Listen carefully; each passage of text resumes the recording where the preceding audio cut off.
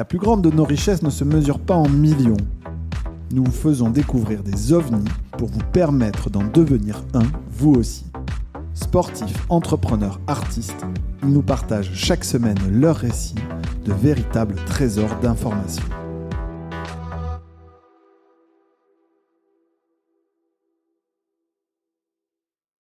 Eh bien, écoute, nous y voilà. On part sur un épisode qui va être un bon épisode de Geekos. Alors, tu me disais que tu n'avais pas trop l'habitude de l'exercice, Paul, mais moi, tu sais, s'il y a quelqu'un qui doit être stressé entre toi et moi, ici, c'est pas toi, c'est moi, parce que je vais à peu près rien comprendre à ce que tu vas me dire.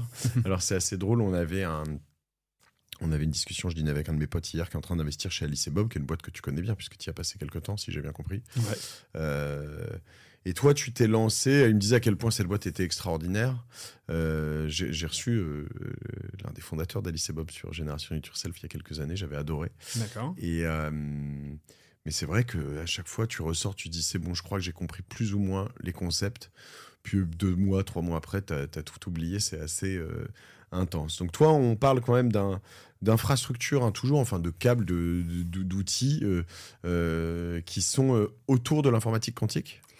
Ouais, alors, nous, ce qu'on fait chez Isentronic, c'est vraiment le câblage, donc la tuyauterie entre le processeur quantique d'un ordinateur quantique supraconducteur, qui est en gros une puce qu'on met dans un réfrigérateur à très très basse température, et il faut connecter chacun des éléments de cette puce à de l'électronique de contrôle, donc qui sont dans des bêtes serveurs. Il faut imaginer des instruments dans des serveurs, et qui, eux, sont à température ambiante, quoi, dans une salle à 20 degrés. Donc si je vais chez Casto, je ne vais pas trouver le bon câble. Non, exactement. Pourquoi ? Alors, est-ce qu'on rentre dans la technique ? Ouais, vas-y. En gros, ces câblages, c'est un peu... Ouais. En gros, ces câblages, pendant longtemps, ça a été simplement considéré comme une interface entre le processeur et son électronique de contrôle. En réalité, c'est vraiment un système clé, c'est-à-dire que c'est vraiment... On peut voir ça comme le système nerveux d'un ordinateur quantique, où on va avoir le cerveau, c'est ces serveurs, enfin l'électronique de contrôle qui génère des impulsions qui permettent de faire les opérations quantiques. Et puis on va avoir le corps, ou les muscles, c'est le processeur quantique, c'est lui qui se meut en quelque sorte dans l'espace quantique, qui fait les opérations. Et il reçoit vraiment les commandes du cerveau. Et en fait, il faut un système nerveux pour le guider. Ça, c'est le câblage. Et pour l'instant, la manière dont on fait le système nerveux, c'est tout pourri. C'est-à-dire qu'on utilise... On utilise vraiment les premiers câbles un peu qu'on a trouvés dans les télécoms. Ça fait l'affaire pour faire des démonstrateurs, mais en fait, si on veut faire des ordinateurs quantiques large échelle, c'est cet élément-là qui prend le plus de place et qui est le plus contraignant en termes d'infrastructure. Et donc, c'est ça qu'on veut régler. Nous, ce qu'on veut faire, finalement, c'est passer d'une tuyauterie grossière à un vrai système nerveux intégré et qui permet de faire des ordinateurs quantiques à l'échelle. Ouais, donc c'est intéressant ce que tu dis, c'est-à-dire que finalement... je te parlais juste avant d'Encoding, où voilà, en fait, tu as des tas qui est une autre société dans laquelle OVNI a investi.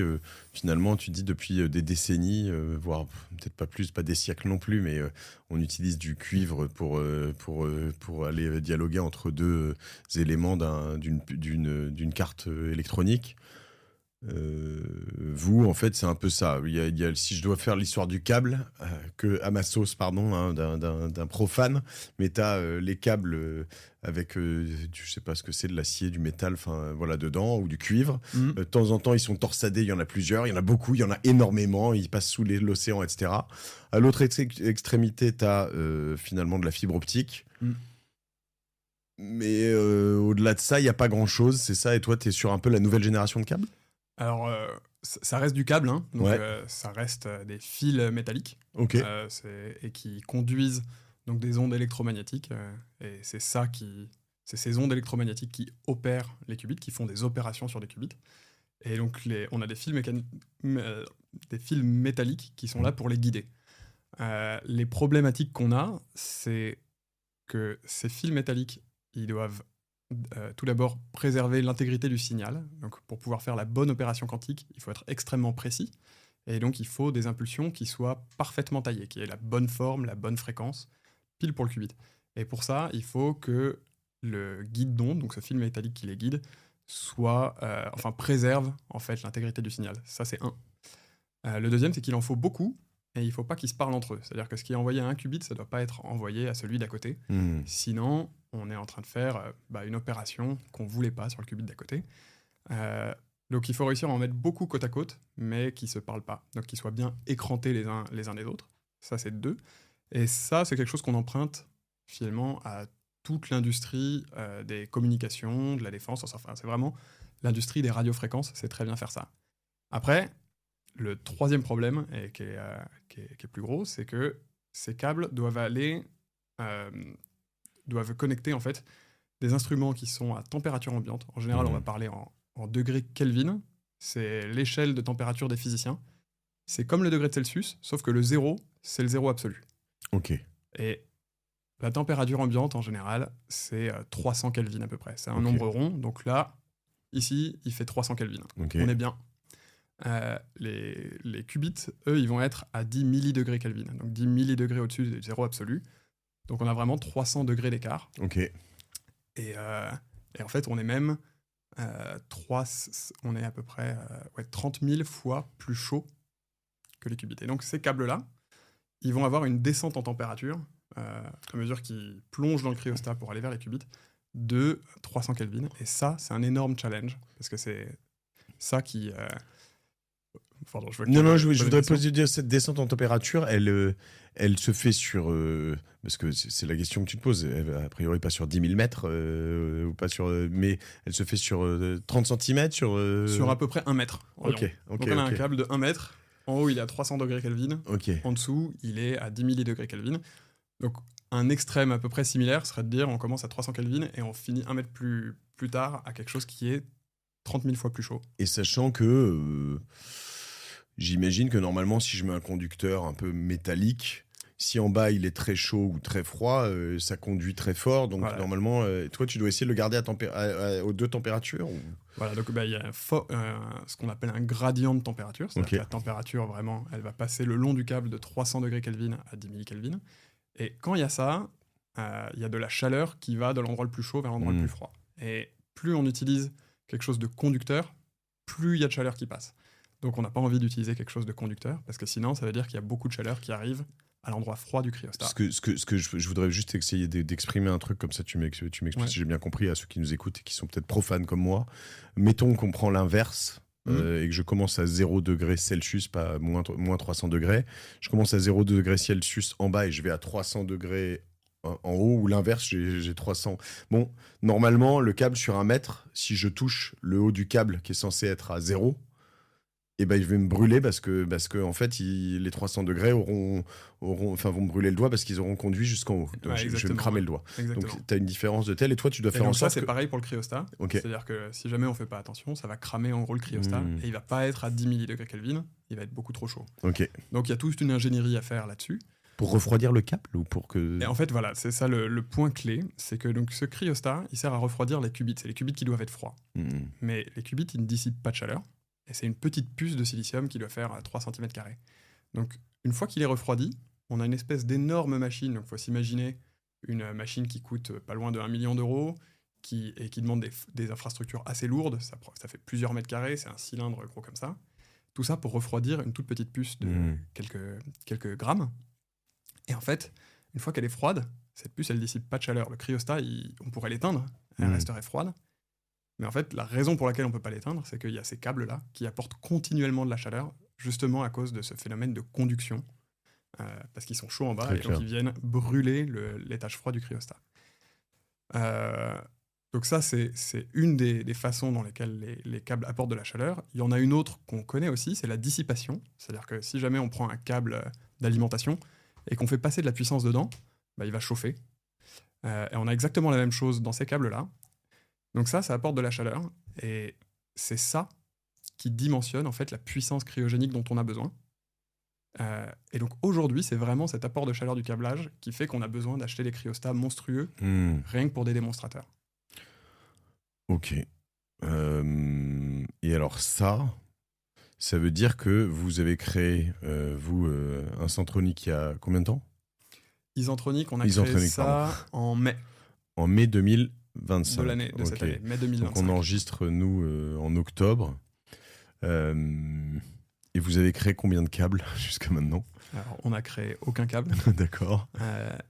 parce qu'on a un modèle qui est fabless. On ne fabrique pas nos composants. Ok. On fait des partenariats avec des fabricants. Ok. Donc on traite ce câblage comme un système. C'est un système avec plein de composants. Et donc on fait des partenariats avec les différents fournisseurs de composants. Et nous, ce qu'on va apporter, c'est de l'ingénierie système quantique pour savoir quelles sont les métriques clés de ces composants pour que ça marche comme système quantique. Et surtout de la métrologie quantique, c'est-à-dire être capable de mesurer ses performances, ce que personne ne sait faire sans outils quantiques, afin de développer le plus vite possible un câblage qui résolve ce problème de chaleur et qui soit compatible quantique. Et ce câblage, donc, pardon, ce que j'ai peut-être pas compris, c'est il va être lui-même refroidi, tenu. Comment ça se passe en fait pour Alors, ce à quoi ça ressemble, on a donc cette espèce de réfrigérateur. Ouais. C'est un réfrigérateur à plusieurs étages. Il y a beaucoup de photos de ce type qui traînent sur Internet. Souvent, quand on tape ordinateur quantique, Ouais. ce qu'on va voir, c'est ces espèces d'images où on voit des assiettes dorées avec, les Américains appellent ça un chandelier ou un lustre. C'est-à-dire qu'on va Ouais. voir des câbles qui descendent le long de ces assiettes dorées. Ouais, je l'ai là. Ok. Voilà, Ouais. exactement. Donc, on a des images de Google, IBM, etc. En fait, donc là, le cryostat est ouvert et ce qu'on a, c'est des assiettes qui sont des assiettes quand on est en opération à des températures de plus en plus basses. Et celle qui est tout en bas, elle est à 10 millidegrés Kelvin. Et les câbles, on les voit, ils sont fixés à chacune des assiettes de température et ils descendent le long du cryostat jusqu'à la température la plus basse. Nous, on va faire pareil.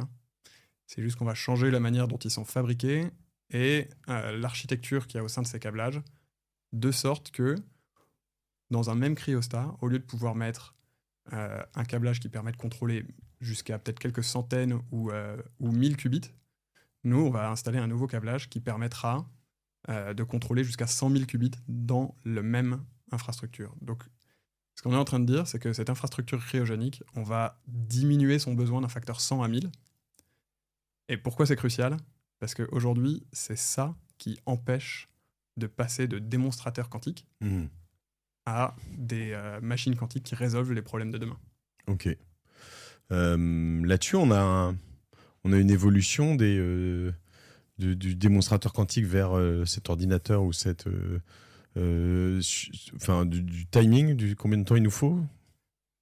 Alors, la question de timing, c'est toujours la question touchy. Ouais. On a envie de dire toujours les 5 à 10 prochaines années.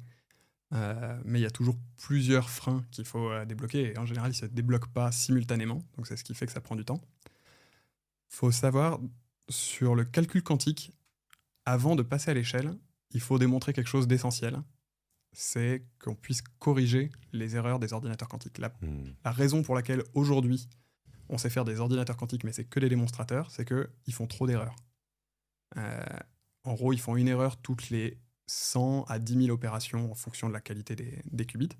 Et pour faire quelque chose d'utile, il faut plutôt faire une erreur toutes les 10 milliards d'opérations. Oui. Donc on est à des ordres et des ordres de grandeur de différence.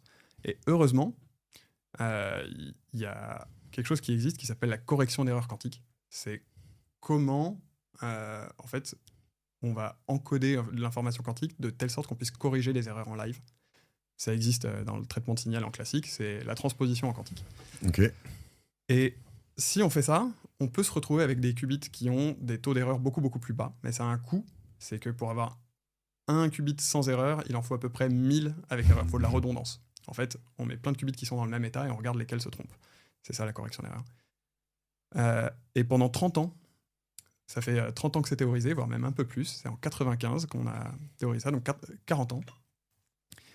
Et ça a été démontré uniquement l'année dernière, pour la première fois, par Google, avec sa puce Willow. C'est ça qui avait fait énormément de bruit. Ouais. Ils ont publié l'année dernière, ils ont fait leur press release en début de cette année, 2025. Et donc là, c'est la première fois qu'on avait une preuve concrète, expérimentale, que la correction d'erreur, ça marche, et qu'on pourra atteindre un taux d'erreur suffisamment faible, donc une erreur toutes les 10 milliards d'opérations, pour pouvoir faire du calcul quantique qui est utile. Et donc, là, ça, c'est les progrès phénoménaux qui ont été faits en fait, sur les démonstrateurs ces 10 dernières années. On est arrivé à ce point-là, et ça, c'est un point de bascule, parce que ce que ça veut dire, c'est que l'ordinateur quantique, ça marche. Il n'y a plus qu'à scale, il n'y a plus qu'à passer de quelques centaines de qubits à quelques millions. Et bien sûr, Yaka Faucon arrive le problème de l'infrastructure cryogénique, et nous, c'est ça qu'on veut résoudre pour qu'on puisse arriver à des ordinateurs quantiques qui font pas d'erreur et qui soient utiles. Paul Magnard, écoute, j'ai besoin de comprendre un truc dans tout ça. C'est quand donc tu as quitté finalement Alice et Bob pour créer, j'y arrive pas, hein, Isentronic. Isentronic. J'ai envie de faire un S, mais Isentronic. Déjà, t'as quitté en bon terme, Alice et Bob? Ouais, en très bon terme. Quand tu quittes Alice et Bob, en tête, t'as quoi? Tu dis, je vais trouver une manière de faire ces câbles. Pardon, je réduis à ça, mais c'est à peu près ça. Hein. C'est exactement ça, ouais. Ou j'ai une manière de faire ces câbles, mais il me faut de l'argent. Et voilà. Est-ce que t'es dans un truc prospectif ou t'as quand même... Un peu des deux. Ok. C'est-à-dire que... c'est jamais simple dans le quantique. Un peu des deux. C'est-à-dire que... moi, j'avais mon dernier rôle chez Alice et Bob, c'était en quelque sorte responsable, genre... comment est-ce qu'on appellera ça? Technologie architecte. Ok. Architecte de la technologie. En gros, j'étais responsable d'essayer de développer la feuille de route technologique d'Alice et Bob pour les prochaines années, en ayant une vue à 360 degrés sur tous les départements techniques. L'idée, c'était de faire une feuille de route qui soit crédible pour chacun des départements. En fait, ce que ça demandait, c'était de faire de l'ingénierie système et de voir nos milestones pas comme des expériences, mais vraiment comme des machines à construire et comprendre quelles étaient les exigences de la part de chacun des départements pour réussir à construire sa machine.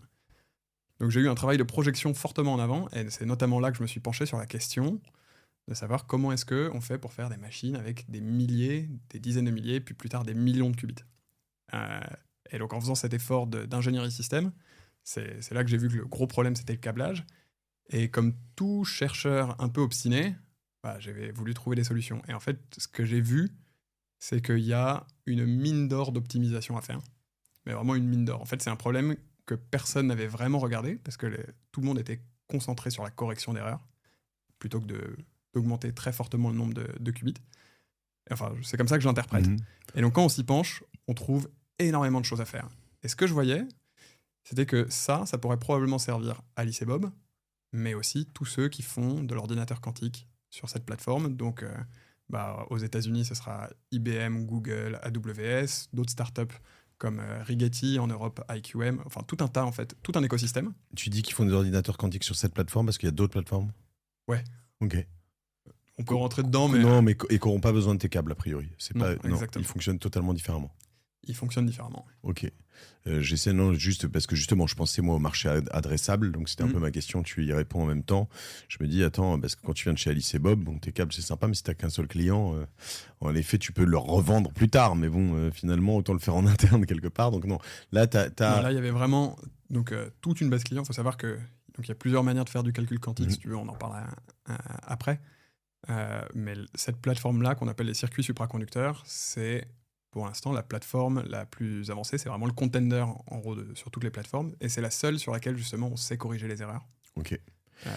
Le risque serait par exemple que finalement cette plateforme ne gagne pas, quoi. Si elle ne gagne pas, ouais. y a un pari très clair. Ouais. C'est que nous on mise sur les circuits supraconducteurs. Je le tournerai un petit peu dans le sens en disant les circuits supraconducteurs aujourd'hui ils ont tout pour gagner, et ils ont réussi à démontrer que c'est la seule plateforme qui permet de corriger les erreurs et sur laquelle il n'y a plus qu'à passer à l'aisselle.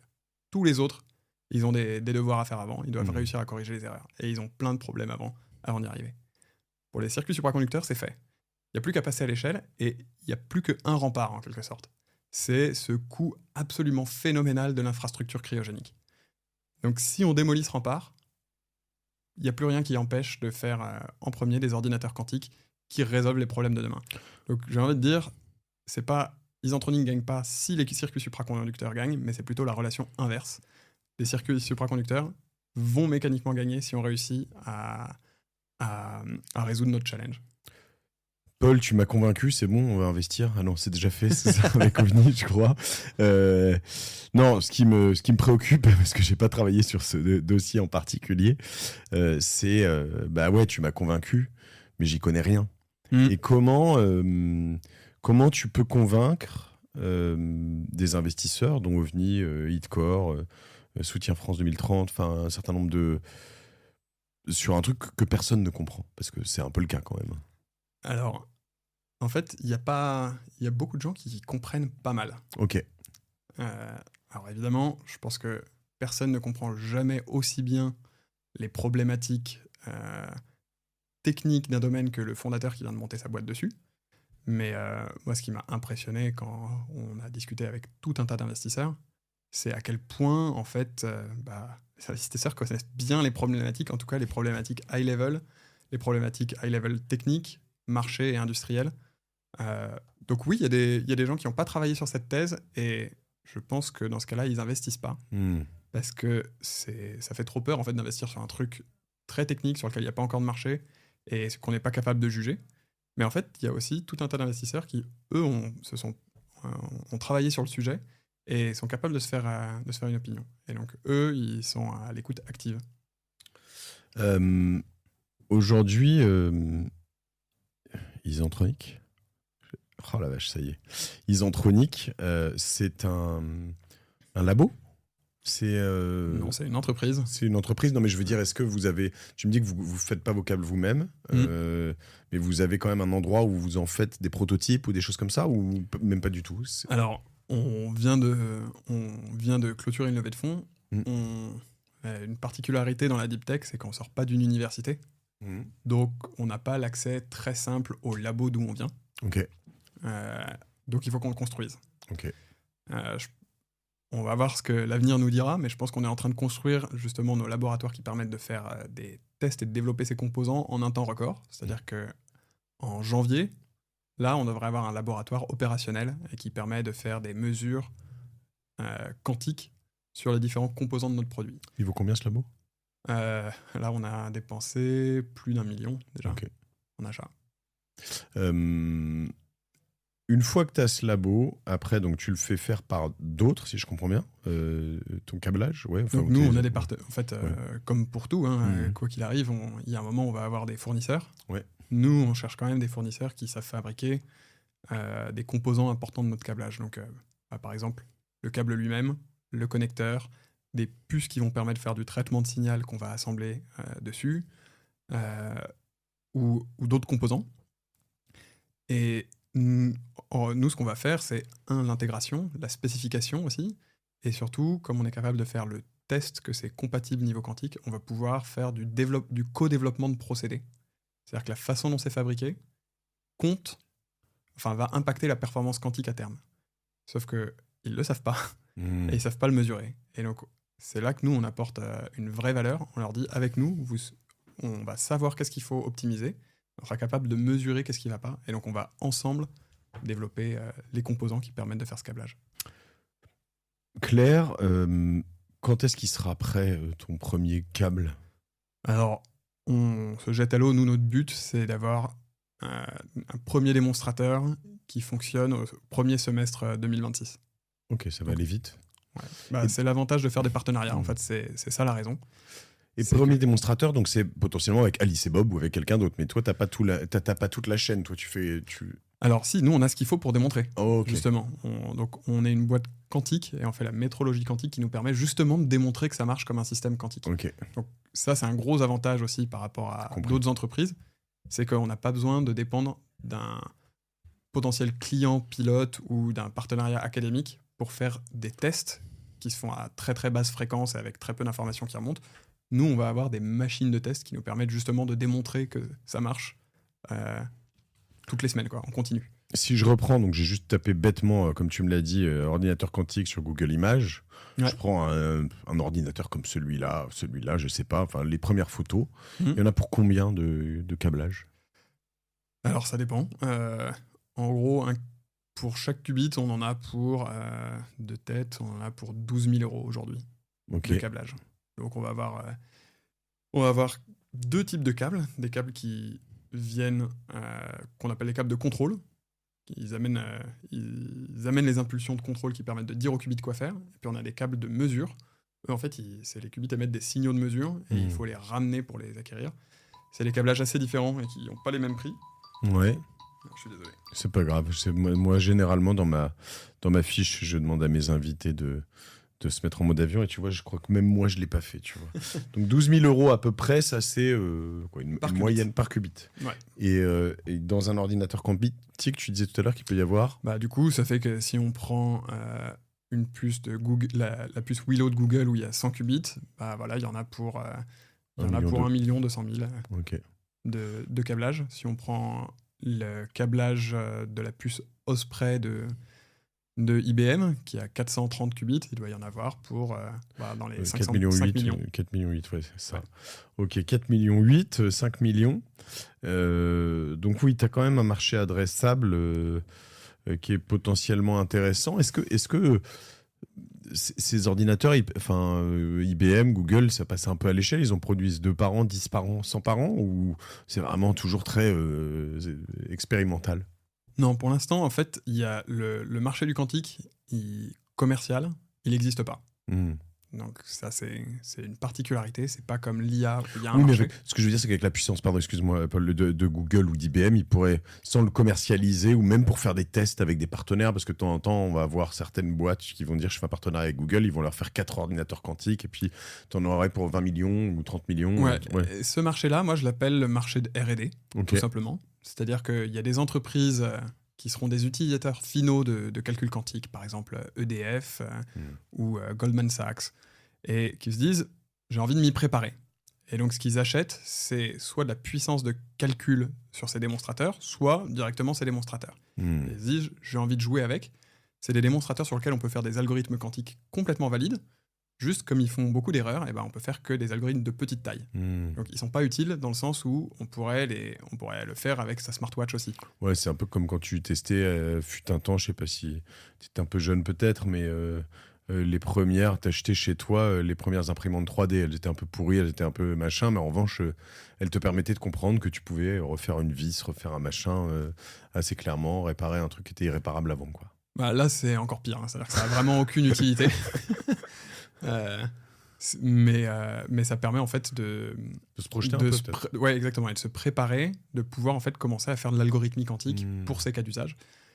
Donc voilà, il y a des entreprises qui sont prêtes à dépenser quelques millions, voire quelques dizaines de millions pour s'y préparer et être dans les starting blocks le jour où ils auront des ordinateurs qui peuvent faire très peu d'erreurs et des calculs massifs que là, pour le coup, on peut pas faire même avec un supercalculateur. Et tu remplaces quoi avec tes câbles? Parce que là, ce que je vois sur tout ça, aujourd'hui, c'est quoi? C'est des câbles imparfaits, c'est des câbles qui chauffent ou qui refroidissent, enfin voilà, en fait, on remplace ces câbles-là, donc on les enlève de l'image, on les remplace par les nôtres. Les nôtres seront beaucoup, beaucoup plus denses, mais surtout, comme ils apportent 1000 fois moins de chaleur au sein du cryostat, on peut en mettre 1000 fois plus, littéralement. Donc, sur la photo, on verra pas une énorme différence. Il y aura juste 1000 fois plus de câbles beaucoup plus petits, mais ça prendra une place similaire. Okay. En revanche, à l'intérieur, ce que ça veut dire, c'est qu'on va pouvoir avoir un processeur quantique qui est juste 1000 fois plus puissant. Et alors, toi, tu connaissais bien Alice et Bob, tu savais qu'il y avait ce problème. Chez les autres, ils sont pas en train d'essayer de régler le problème eux-mêmes, de l'intérieur, de faire leurs propres câbles. Si. Tu connais tes concurrents. Qu'est-ce qui se passe dans ce marché? Ouais. Justement, donc, tous ceux qui se posent la question de passer à l'échelle, de passer de démonstrateurs à des ordinateurs quantiques avec de plus en plus de qubits, sont confrontés à ça. Okay. Donc aujourd'hui, au sein de IBM, Google, Rigetti, IQM, qui se posent ces questions, il y a des équipes dont la taille varie entre 4 et 15 personnes qui sont dédiées à ça. Et ils se posent la question de... C'est vraiment des équipes hardware, et ils se disent comment est-ce qu'on fait pour faire un gros hardware. Et donc, ils travaillent sur des aspects cryogéniques, comment est-ce qu'on fait les plus gros cryostats. Ils travaillent sur des aspects d'électronique, comment est-ce qu'on démultiplie les électroniques de contrôle, les bêtes serveurs, etc. Et sur le câblage. Et évidemment, comme il n'y a pas de solution commerciale satisfaisante aujourd'hui, ils développent en interne. Leur mandat, il est assez clair.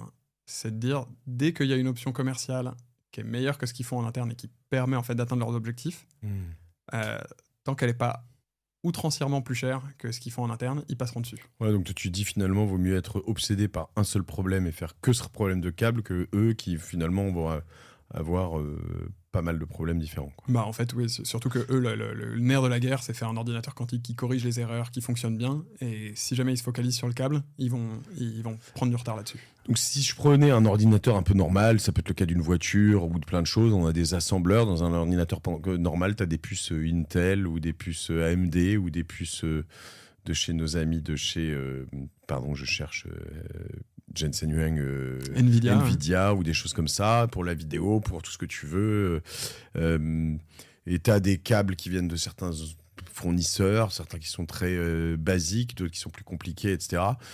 Toi, tu fais le pari que l'ordinateur quantique qui est aujourd'hui développé en laboratoire par des gens qui font à peu près toutes les pièces, peut-être pas toutes, mais en tout cas une grosse partie, à un moment, ils vont avoir besoin de tes câbles à toi.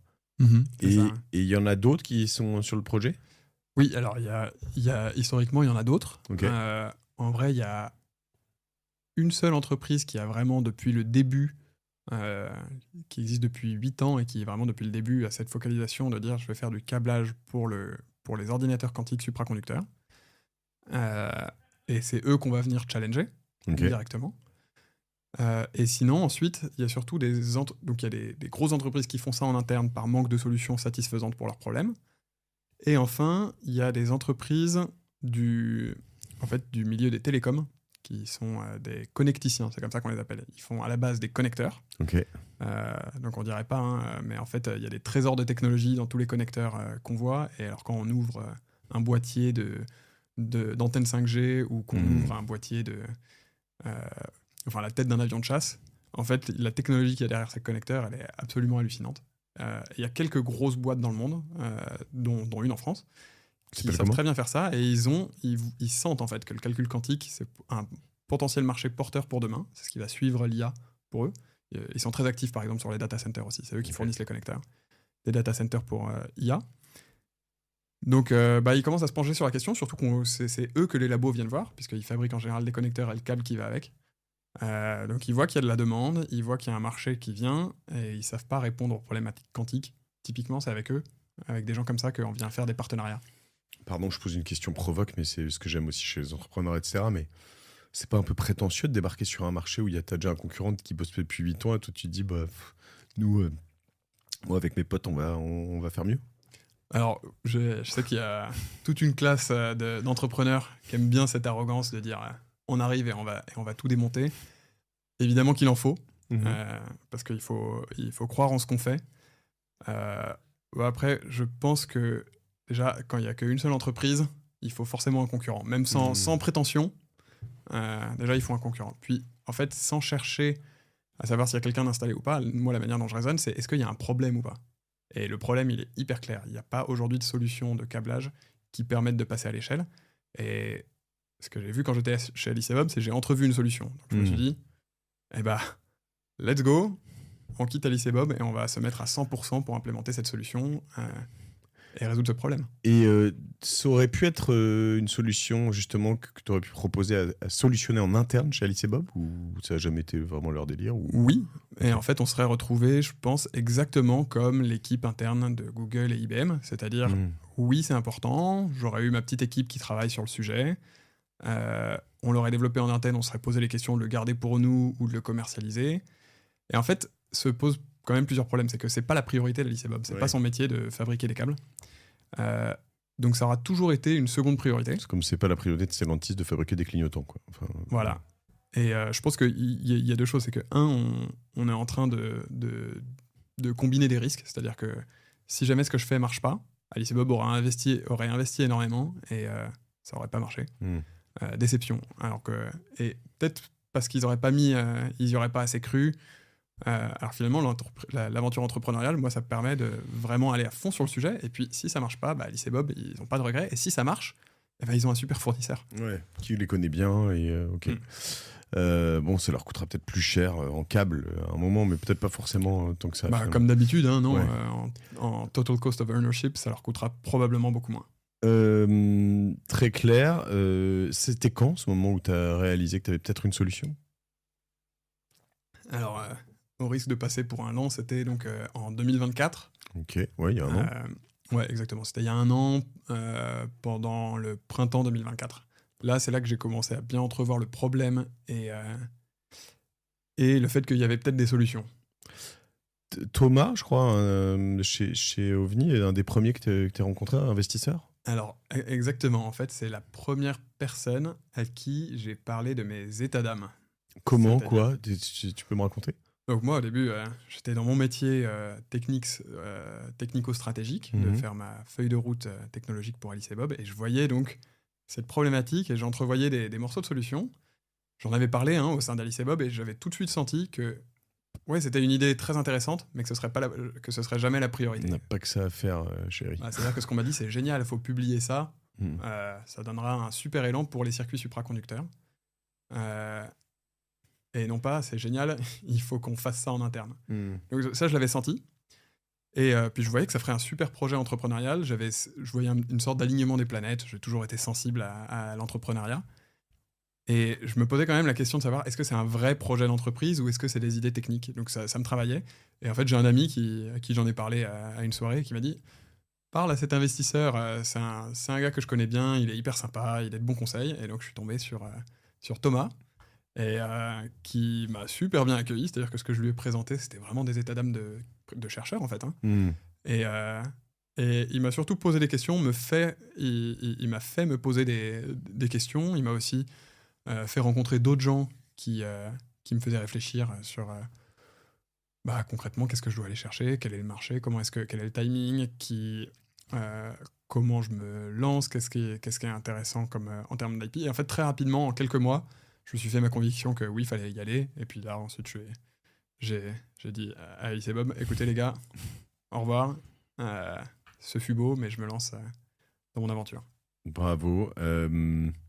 Quand tu as un passé d'ingénieur comme le tien, quelle barrière tu vois à te lancer comme ça? Est-ce que tu te dis pas, mais non, mais moi, le business, en fait, je connais pas vraiment. Enfin, tu vois, t'es pas un rat de laboratoire, mais tu vois ce que je veux dire? Il y a un peu ce côté, je vais sortir dans le monde. C'est pas un peu effrayant, vertigineux? Oui, au début quand on se pose la question, et ensuite une fois qu'on est dans le flow, pas du tout. C'est un peu comme au théâtre, avant d'aller sur scène, on a très peur, puis une fois qu'on y est, ça se déroule tout seul.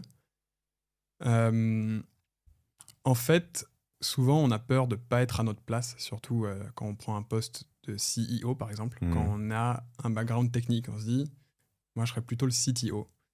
Mais quand on est sur des sujets qui sont techniques et que nos clients, c'est les gens qui sont extrêmement techniques, en fait, ce que je voyais, c'est que mes futurs clients ont exactement le même profil que moi chez Alice et Bob. J'étais celui qui achetait les câbles. Bien sûr. Si tu leur mets C'est un eux vieux l'audience. gros commercial. Et en fait, Oui. c'est à eux que je dois vendre. Et enfin, leur vendre, c'est un peu vendre mes résultats techniques. Et ça, je sais faire. Je comprends. Et puis ensuite, je sais pas, je me suis découvert que j'aime bien vulgariser et expliquer en termes plus simples ce qu'on fait est plus percutant. Et finalement, en fait, le rôle match bien. Là où je veux en venir, c'est qu'en fait, la technicité, la bonne compréhension de la technique et la capacité à le vulgariser, c'est énorme pour réussir à faire des ventes, convaincre ses clients que c'est intéressant et attirer du monde derrière soi. Et donc, dans ce type d'entreprise, en fait, non seulement on n'est pas un imposteur quand on est la personne technique, mais parfois on est vraiment la personne qu'il faut. Et ça, on le ressent ensuite quand on est dedans. Non, c'est sûr que je pense que il y a parfois, alors, et je pense que c'est dans des métiers probablement plus grand public que ça, une problématique je l'ai rencontré moi je suis dans des métiers techniques depuis très longtemps, mais je viens pas du technique, j'ai pas ce background d'ingénieur. J'ai rencontré une prétention d'ingénieur qui pensait que le sales et tout ça, c'était quelque chose d'hyper simple. Mais c'est plutôt dès que tu vas dans des métiers, notamment, je sais pas, si tu prends des univers comme dans les GAFA, beaucoup d'univers où tu as de la pub. La pub, c'est pas si simple que ça. Et il y a de l'humain, il y a des gens à convaincre, il y a des grosses marques, il y a des gros deals et des choses comme ça. Et en fait, tout n'est pas technique. Et par moment, j'avais eu cette discussion avec un ancien grand patron de presse, Xavier Gouilly-Beauchamp, qui était l'ancien patron de France Télévisions, et qui me disait, oui, beaucoup d'ingénieurs ont l'impression que tout est réglable, est un problème f de x égale à x plus b, quoi, c'est ça. Et donc, non, en fait, c'est pas si simple. Mais dans certains métiers, je pense qu'en effet, À l'inverse, si tu débarques et que tu ne comprends que dalle, moi, si je commençais à essayer d'aller vendre à tes clients ce que tu fais, il va me falloir quelques années avant d'être au niveau, j'imagine, quoi. En fait, je pense que tout dépend de qui est ton audience. Exactement. Moi, Super mon intéressant. audience, c'est une audience de gens très techniques et s'ils n'ont pas. Enfin, je connais leur code en fait. Ouais, tu dois être à niveau. Très clair. T'as combien de clients potentiels, tu crois? 6, 7, 8 pour l'instant? Non, des clients potentiels, il y en a plus. Tout dépend de si on parle des entreprises ou si on parle aussi des laboratoires. Donc, encore une fois, les clients potentiels aujourd'hui, il y en a peu parce il y a que de la R&D. On fait que de la R&D avec des ordi quantiques. Le pari, c'est de dire, avec ce qu'on démontre, c'est ça qui va débloquer le passage d'un marché de R&D à un marché commercial. Et là, le nombre de clients va pas forcément beaucoup augmenter. Par contre, les volumes, eux, vont prendre 3 à 4 ordres de grandeur. Sans faire de promo, c'est pas mon idée, mais juste pour comprendre comment c'est passé avec Thomas, justement, il y a un an, donc de chez OVNI. Comment ça s'est transformé en quelques semaines, en quelques mois vos échanges, est-ce que ça t'a aidé ou comment ça s'est transformé en idée concrète et comment ça s'est transformé en investissement d'OVNI? Bah alors, pour la dernière partie, Thomas répondra mieux que moi. Ok. Moi, je vais retranscrire ses mots, Ouais. ce qu'il m'a dit. Mais en fait, Thomas, juste de temps en temps, il redemandait un peu des nouvelles.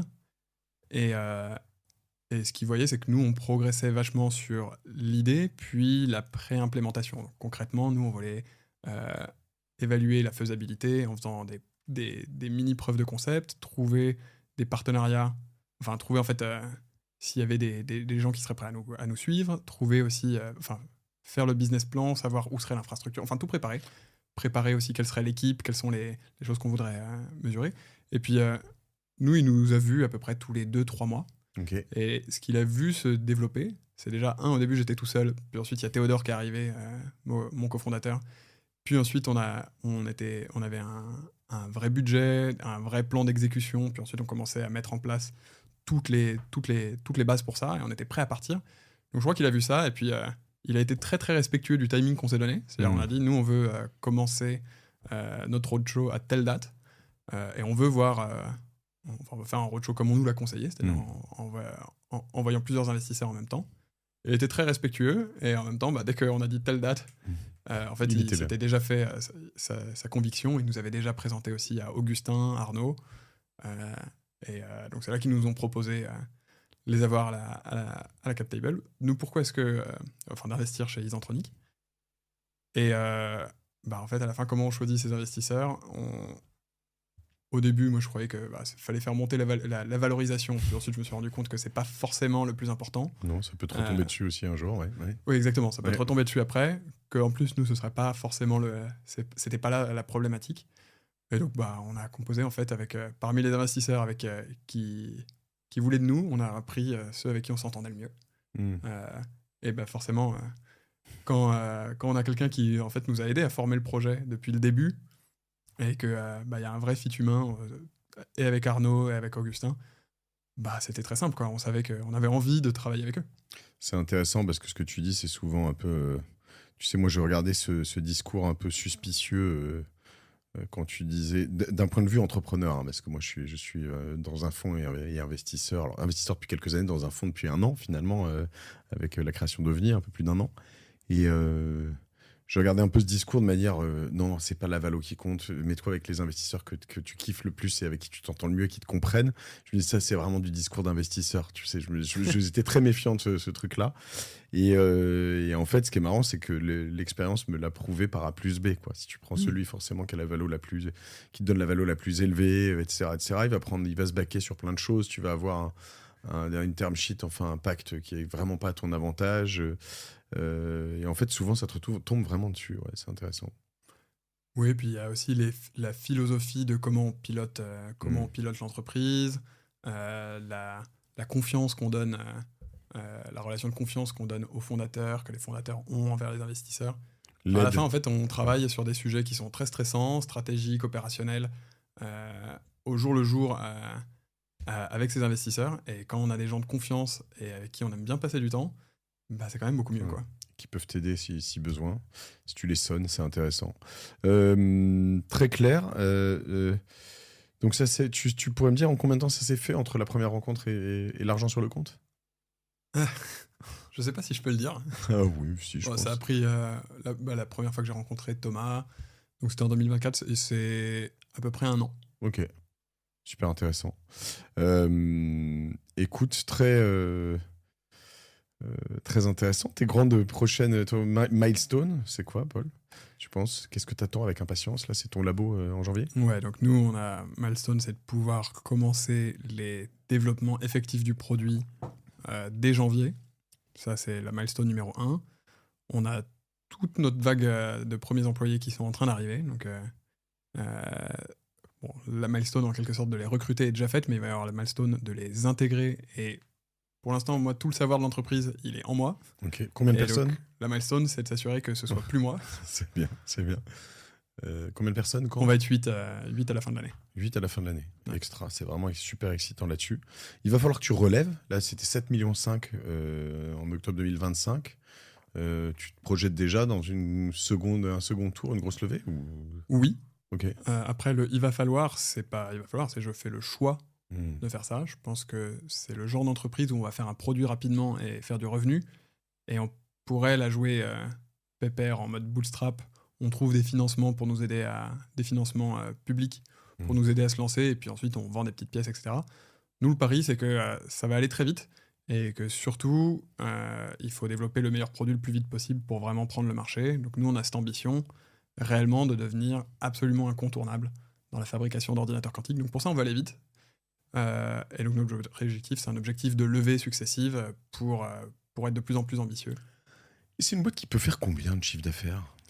Alors, nous, on estime le marché à 2040 sur le hardware de l'ordinateur quantique à environ 80-100 milliards par an. Ok, waouh. Et en fait, quand on regarde la structure de coûts, le câblage, ça va représenter 50 à 60% de ces coûts-là.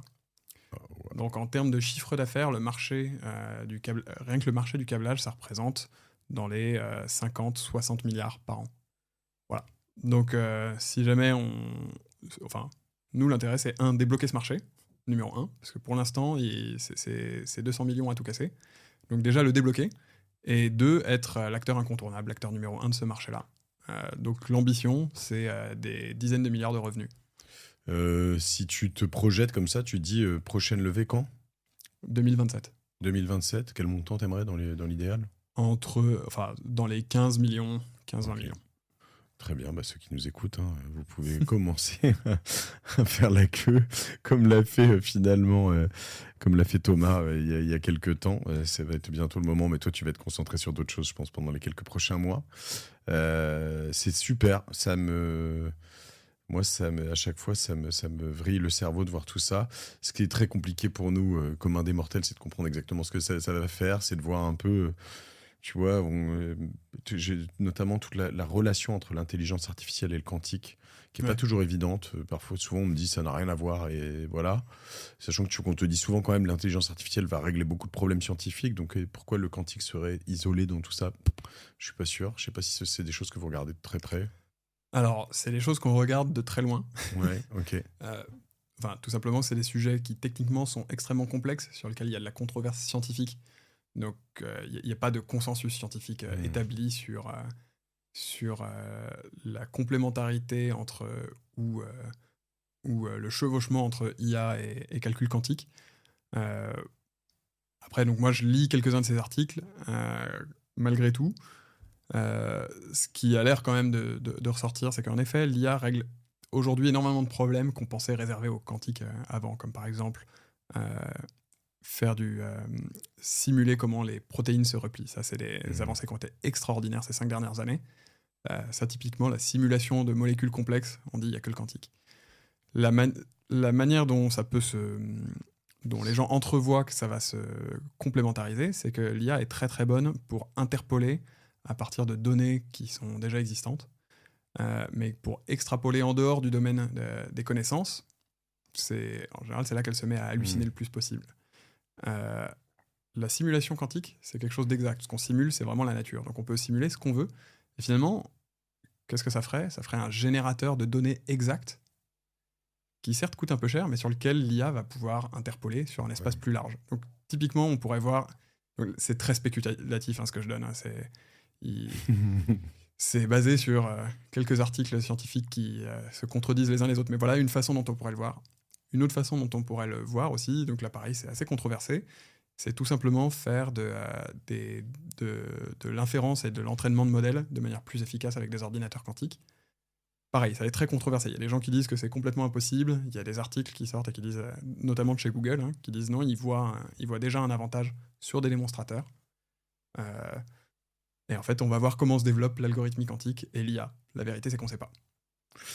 Petite dernière question. On a l'impression d'être complètement largué dans beaucoup d'espaces technologiques, en particulier dans l'IA, entre la Chine et les États-Unis, en Europe.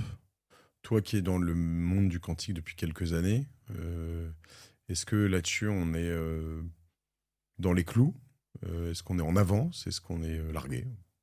Ouais. Déjà, sur l'IA, je pense que d'un point de vue commercial, on est à la traîne. Par contre, d'un point de vue technique et technologique, on tient bon la barre quand même.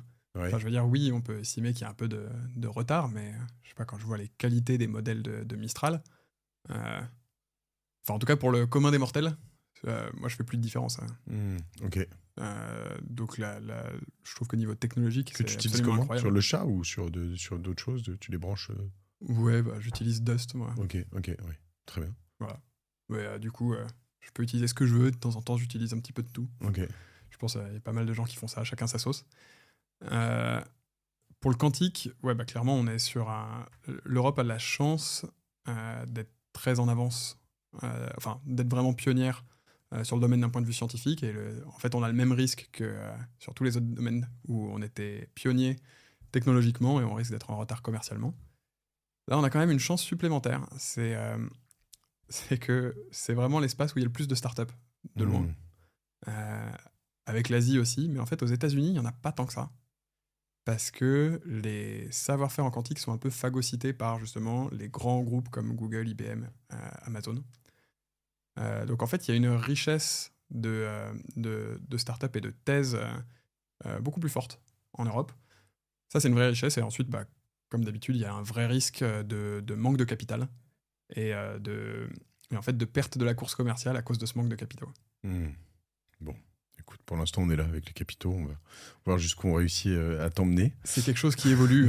Je pense que la dernière levée de Mistral, levée à plus d'1 milliard, 100% européenne, c'est un super signal très très encourageant. Il faut juste que ça continue dans ce sens-là. Paul, merci beaucoup. On peut te suivre sur LinkedIn, Paul Magnard, Magnard. C'est ça.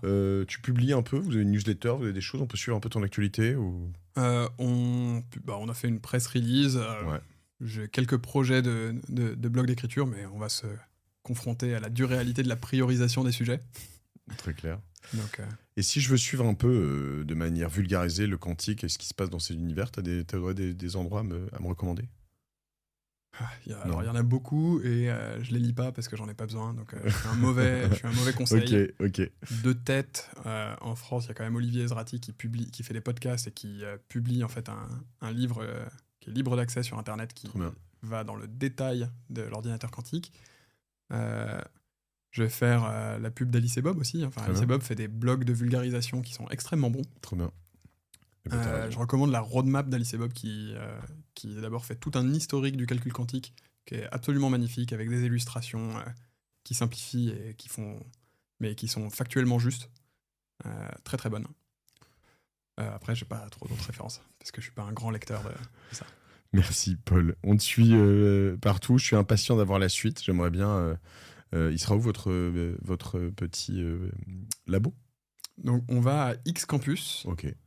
Donc X Campus, c'est un campus industriel qui est en cours de rénovation depuis 3 ans pour accueillir plein de boîtes dans la photonique, la microélectronique et le quantique. C'est à Saclay ou c'est Et c'est à Saint-Germain-en-Laye. Saint-Germain-en-Laye. Ok, très bien. J'espère que j'aurai la chance de visiter ça. Ouais, sûrement. Avec grand plaisir. Merci Paul Magnard. Merci, On te suit Mathieu. un peu partout sur LinkedIn et puis on va suivre l'aventure d'Isentronic avec, j'aurais appris à le prononcer au cours de cet épisode, de près. Merci beaucoup. À plus. Salut tout le monde.